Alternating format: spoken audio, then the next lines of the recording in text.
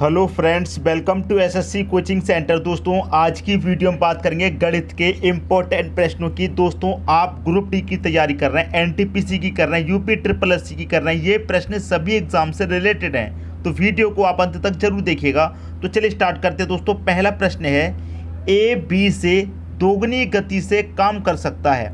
ये जो दोस्तों आपके पास दो व्यक्ति हैं, ए और बी, क्या कह रहा है, ए बी दो व्यक्ति हैं, ए जो है वो बी से दोगुनी गति से काम करेगा।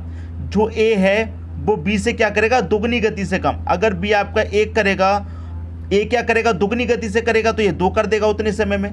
ये क्या हो गया, इनका रेशियो होगा एक और बी का। ठीक है, यहाँ पर कह रहा है ए बी से दोगुनी गति से काम कर सकता है। ये जो ए है ये बी से दोगुनी गति से कर सकता है, तो ए बी एक दिन में एक करेगा तो ये कितना कर देगा, दो कर देगा।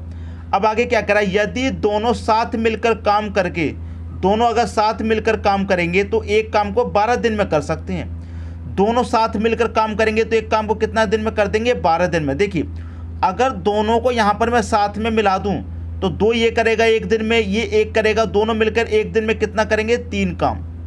और काम को कितने दिन में पूरा करना है, 12 दिन में। दोस्तों, दोनों ने मिलकर एक दिन में 3 काम किया तो 12 दिन में दोनों ने मिलकर कितना काम किया होगा, 12 त्रिका 36 काम किया होगा। तो आपको ये पता चल गया कि हमारा टोटल काम कितना है, 36 हमारा टोटल काम है। भाई, दोनों मिलकर एक दिन में 3 करेंगे तो 12 दिन में कितना करेंगे, 36, तो इसका मतलब टोटल काम आपका 36 है। अब कह रहा है कि बी अकेला उस कितने दिन में पूरा कर सकता है, तो बी एक दिन में कितना कर रहा है, 1। दोस्तों, बी एक दिन में 1 कर रहा है तो 36 को कितने समय में करेगा, 36 दिन में करेगा। ये आपके प्रश्न का सही आंसर हो जाएगा। सी ऑप्शन में दे रखा है 36 दिन। मैं उम्मीद करता हूं कि सभी की समझ में प्रश्न बहुत अच्छे तरीके से दोस्तों आगे होगा। अब देखेंगे अगला प्रश्न। अगला प्रश्न है, पानी की एक टंकी ए बी नलों द्वारा 5 एवं 6 मिनट में भरी जाती है, जबकि सी इसे 8 मिनट में खाली कर सकता है। यदि सभी नल एक साथ खोल दिए जाएं तो टंकी का 3/4 भाग भरने में कितना समय लगेगा। देखिए, आपके पास 3 नल हैं, ए बी और सी। 3 नल हैं दोस्तों, आपका ए बी और सी।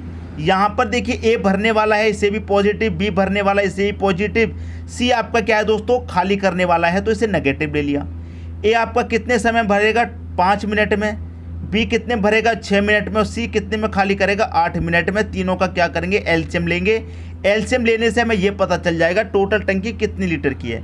तो 5, 6, 8 का जो एलसीएम आएगा वो कितना आएगा, 120। ठीक है, इसका मतलब जो टंकी है हमारी 120 लीटर की है। तो 5 से 120 को काटेंगे, कितनी बार में कटेगा, 24 में। 6 से काटेंगे 120 को, 20 बार में कटेगा। 8 से काटेंगे 120 को तो 15 बार में कटेगा। ठीक है, अब देखिए समझिए, यहाँ पर ये भी भरने वाला, ये भी भरना, ये भी भरने वाला है, ये भी भरने वाला, ये खाली करने वाला। तो ये भरने वालों को जोड़ लेते हैं, तो ये 24 भरेगा 1 मिनट में, ए बी 1 मिनट में 20 भरेगा, दोनों मिलकर के 1 मिनट में कितना भर देंगे, 44।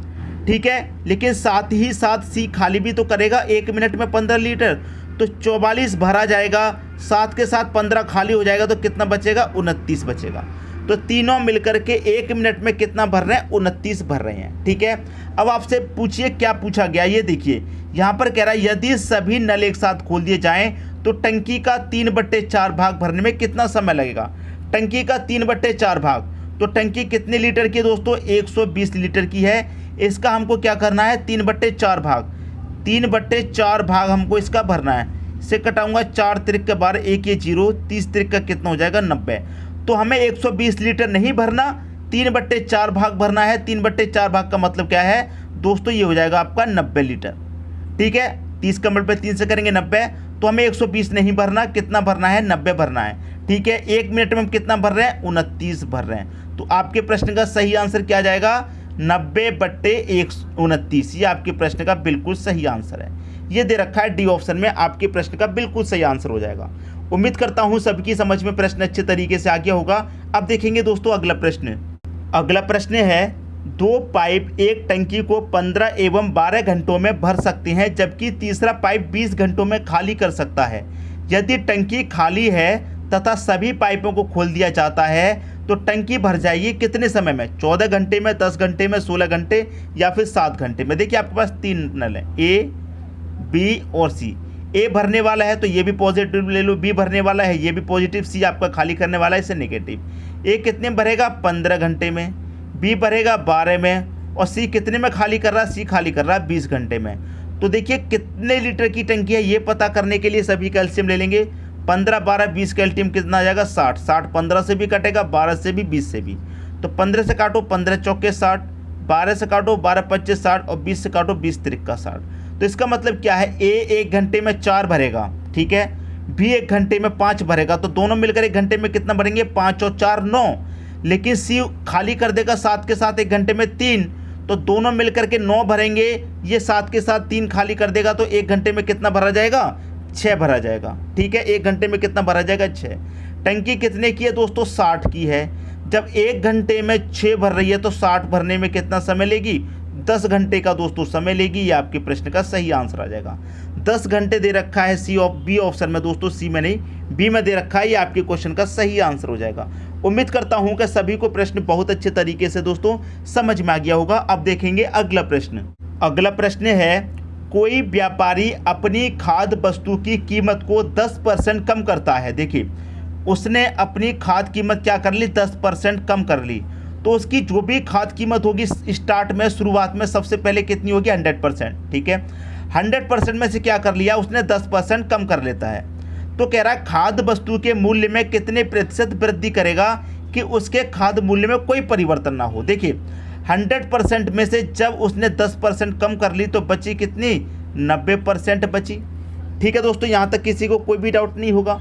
और उसने कहा है कि कितने प्रतिशत वृद्धि करेगा कि उसके खाद्य मूल्य में कोई परिवर्तन ना पड़े।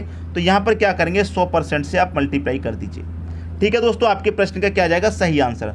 तो देखिए प्रतिशत से प्रतिशत कटेगा, 0 से 0 कटेगा, 9 से कटाएंगे से कितनी बार में कटेगा, 11 सही 1/9 बार में। ये आपके प्रश्न का सही आंसर आ गया। और ये दे का रखा है, बी ऑप्शन में दे रखा है, ठीक है दोस्तों। सबकी समझ में आ गई, कितने प्रतिशत करेगा, ये प्रतिशत तो पूछा गया। तो प्रतिशत के लिए क्या करेंगे, 100 से मल्टीप्लाई। 10 की कमी कर ली तो 10 ऊपर रख लिया। जब 100 में से 10 की कमी कर ली कितना बचा, 90। प्रतिशत में पूछा तो 100 से मल्टीप्लाई आप कर देंगे, आंसर आ जाएगा। अब देखेंगे अगला प्रश्न। अगला प्रश्न है, 1/2% को दशमलव अंश की तरह कैसे अभिव्यक्त करेंगे। 1/2 लिखा हुआ है। देखिए 1/2 का मतलब आप बहुत अच्छे से जानते हैं क्या होता है, आधा।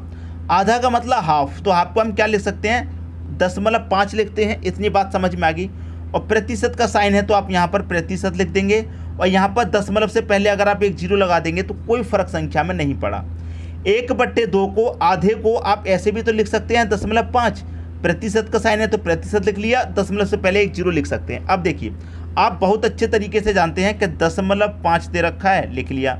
इस प्रतिशत का मतलब क्या होता है, बटे में 100 होता है। ये बात आप अच्छे से जानते हैं। और यहाँ से अगर दशमलव हटाएंगे तो दशमलव बाद एक संख्या, तो बटे में एक 0 और आ जाएगा, ठीक है। अब ये क्या हो गया, ये हो गया 5/1000, 1 2 3।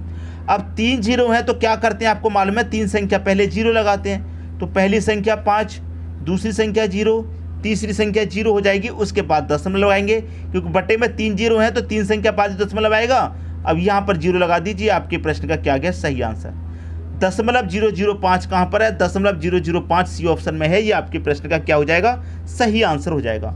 उम्मीद करता हूँ सबकी समझ में प्रश्न अच्छे तरीके से आ गया होगा। अब देखेंगे अगला प्रश्न।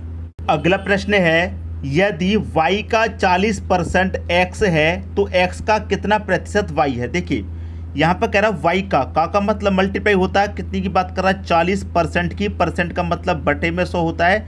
कितना है, x है। अब देखिए मैं जब इसे सॉल्व करूंगा तो आप जानते हैं कि इसे कटाऊंगा 0 से 0 और यहाँ पर कटाऊंगा 2 दूने का 4, 2 5 10। अब y का मल्टीप्लाई 2 से होगा तो ये 2y हो जाएगा, बराबर 5 का मल्टीप्लाई x से होगा तो ये 5x हो जाएगा। अब देखिए यहाँ पर y है, मैं x इधर लेके आऊँगा तो y के बटे में x हो जाएगा, बराबर इधर 5 बचेगा। और मैं 2 को इधर ले जाऊँगा तो 5 के बटे में 2 आ जाएगा। तो x की वैल्यू, y की वैल्यू 5, x की वैल्यू कितनी हो जाएगी, 2। तो यहाँ पर अगर मैं लिखूँ x अनुपात y लिखूँ तो x की वैल्यू कितनी है, 2 है। y की कितनी है, x और y लिखूँगा दोस्तों तो y की कितनी हो जाएगी, 5 हो जाएगी।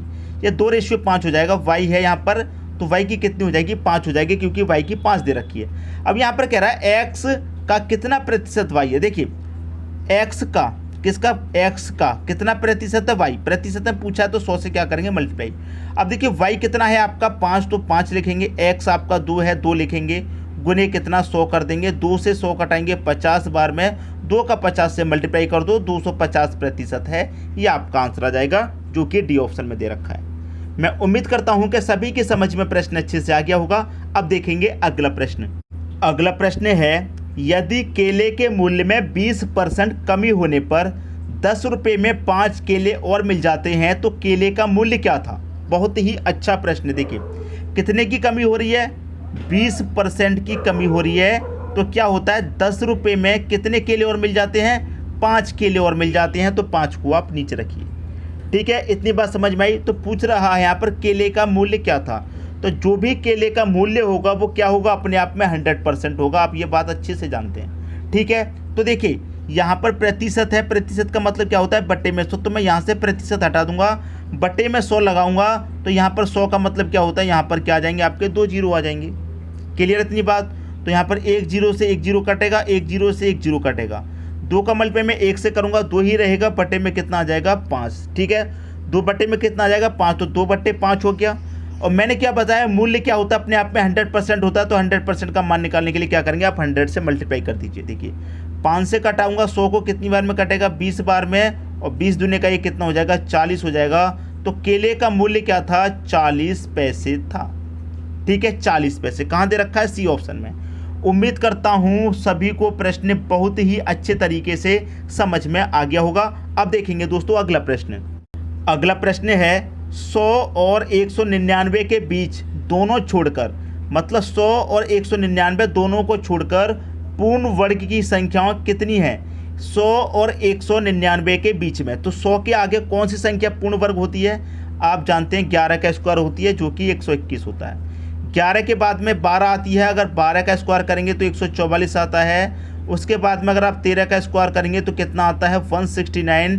फिर आप 14 का स्क्वायर करेंगे तो कितना आता है, 196 आता है। अगर आप 15 का स्क्वायर करेंगे तो 225 हो जाता है, लेकिन वो कितना हो जाएगा, 199 से ज़्यादा। हमें 100 और 199 के बीच की बात कर रहा है, तो 100 और 199 के बीच में पूर्ण वर्ग संख्या कितनी होंगी, 4 होंगी। 1 2 3 4 ही तो होंगी। ये हो गया आपके प्रश्न का सही आंसर, ए ऑप्शन। उम्मीद करता हूं दोस्तों प्रश्न आप सभी को बहुत अच्छे तरीके से समझ में आ गया होगा। दोस्तों वीडियो पसंद आया लाइक करें, दोस्तों में शेयर करें। अगर अभी तक आपने हमारे चैनल को सब्सक्राइब नहीं किया है तो कर लीजिए और बेल आइकन का बटन भी दबा दीजिए। दोस्तों धन्यवाद।